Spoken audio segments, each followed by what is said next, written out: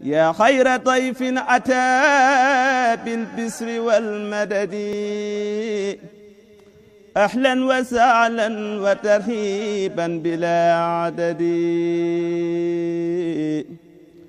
yaa xayra dayfin ataa. Auzu billaahi mina shaytaani rajiim, bismillaahi rahmaani rahiim, wa sallallaahu alaa sayyidinaa Muhammadin wa alaa aalihi wa sahbihi wa sallama tasliiman.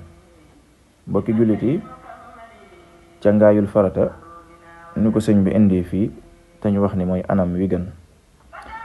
dangay raxas sa ñaari loxo ñetti yoon baj sa takku jara wala ba fa ñuy takku montur. boo noppee nga raxas sa yaram fépp la sobee takkoon. boo noppee nga raxas sa jumbax ba ci sa buntu suuf yi, te booy raxas buntu suuf yi nga teeluwaale yéene ji foofu.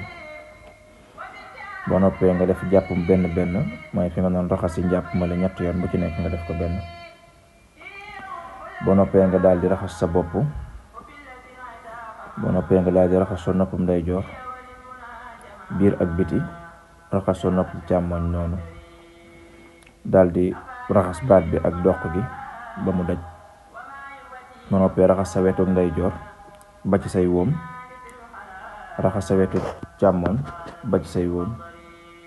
boo noppee raxas say wóom ba ci sa dujar wetu càmmoñ bi tamit noonu.